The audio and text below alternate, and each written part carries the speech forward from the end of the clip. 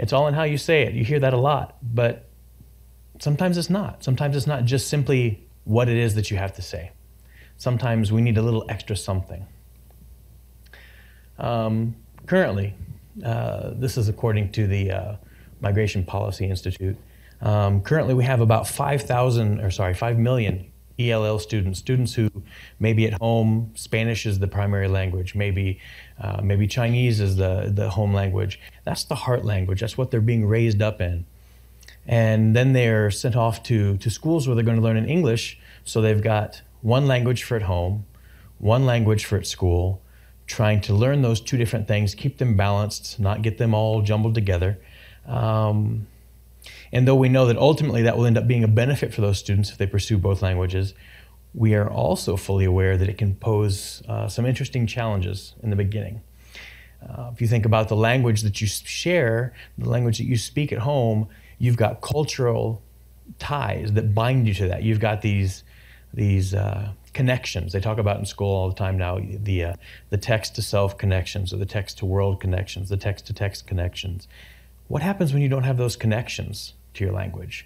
When you have words or concepts that teachers are trying to offer to you, but they're floating freely around and you don't have anything that anchors them. You don't have that deeper understanding. This group of students that I'm talking about represents about 10% right now of the collective student body in the United States, and it's growing rapidly. The population growth over the course of the next 45 years, 80% of the expected overall growth in our population of the United States is expected to come from immigrants, immigrant families, and their children. So this ELL education, the idea of having a second language, the need for this is only going to continue to grow. So we need to become more effective in how we reach out to these young people. We're going to put some of you in that spot. Is there anybody out here who speaks Spanish at all? Some people who have studied some Spanish? Okay, so you have a little bit of an advantage here over somebody who does not.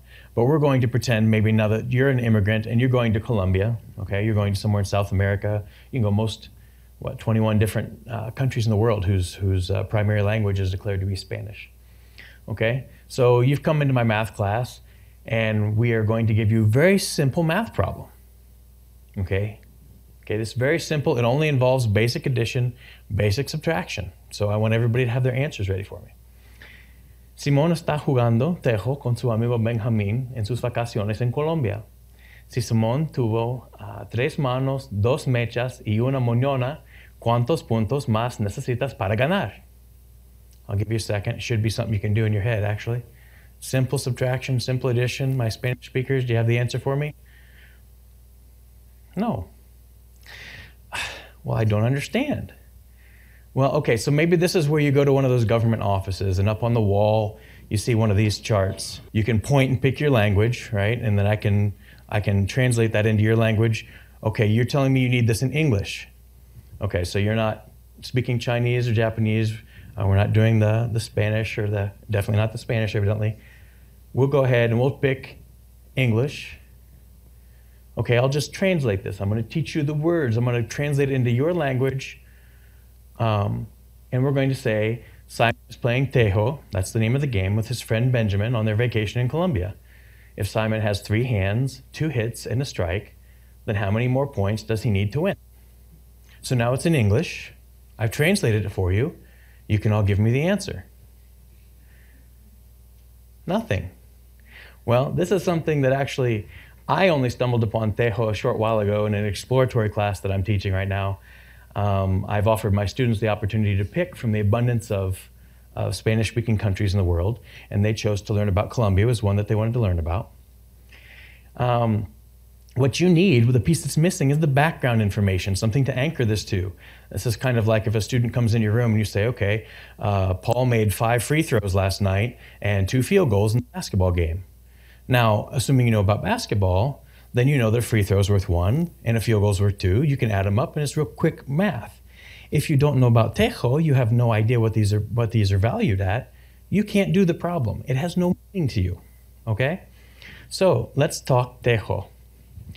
Tejo is both the name of the game and the name of this 1.5 pounds of steel right here. You're going to launch that. You've got 2 different boards. You can see this gentleman, he's got a distance here. about 30 meters. Then he's going to take that 1.5 pounds of steel and very elegantly place it back towards the back of the room. He's going to hit this little 3-foot by just over 3-foot rectangle at the back. 45-degree angle, it's covered with mud. The surprise that's underneath the mud is a steel ring. It's a pipe. And on this inclined clay background, we have right down here, if you can see them, these little paper triangles. This is the fun part. I would love to build one of these for my class. I don't think the district would approve it because the little triangles are full of black powder. So you set those on top of the ring of steel. You launch your tejo, and if you hit it just right, you get a little explosion, you get a little fire. Fun. And it would be. I think this has to be where cornhole came from. This started back with the Indians a long time ago down in South America. When the Spaniards came along, instead of playing with a golden triangle, which they had, and a piece of gold that they were throwing at it, they added the gunpowder to give it a little bit more spice. But what you have to know about tejo, and you can also see up here, they get into this. This is everywhere. This is their national sport, second passion-wise only to soccer. And the setups can be outside, but they also have the equivalent of kind of like bowling alley scenarios, where it's just lane after lane after lane of tejo inside, really close together. I don't think I would start there. I'd probably kill somebody in the process. It's a long way to throw a piece of steel. But if you land and you are simply the closest, then you get 1 point for a hand, mano. If you are, which if you remember our friend Simon had three hands, 1 point each. If you are fortunate enough to have impact just right, and your mecha, the little paper full of black powder, if it explodes, you get 3 points. He had 2 of those. So we had 1, 2, 3, plus 3, 2 more times, that's 9 points. And then if you are fortunate enough, you see they're this is self-described on a travel video I watched, very anal about their scoring. You have a circular guide to make sure you're exactly in the center, and a guide to make sure you're not overlapping. If you can get a bullseye, you get 6 points. If you can pull off the wonder of wonders, which Simone did one time, and you get a strike, that means you've exploded your mecha, and you've got a bullseye with 1 throw, then you get 9 points, okay? There's the breakdown. A hand is 1, a hit is 3, bullseye is 6, on a strike, I'm sorry, I forgot my number. A strike is 9, and that's when you get the 2 together. 27 points to win the game. We go back to our original problem. Now that we've worked with our student, we've maybe let them, my students in particular, we had watched a game, I gave them a weight, we gave them a representation of how much it would be. We looked at a distance down our hallway of how long that 30 meters would be. We talked about the scoring and the mechas. Now we can go back to this. We have a deeper understanding. We know when we're talking about a hand, we said that was 1 point. The hits were 3 points. The strikes were 9 points. There's an understanding of what this means now mathematically.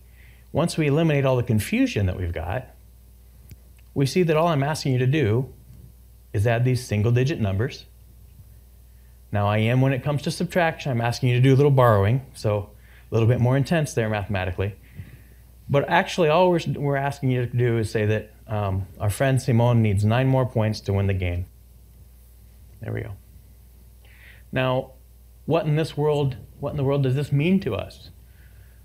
It means that our students have to have more than just words. Saying it is not enough. They have to have some experience. They have to have something that they can connect to.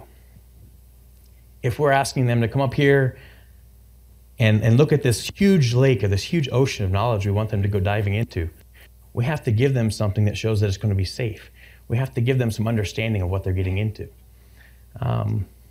In real life application, I was privileged enough to work at Leesburg Elementary School, another Warsaw school. And the young ladies there that I was working with, one of the books that we were reading with graders discussed a blanket fort, one of the greatest things of childhood. Who's ever made a blanket fort?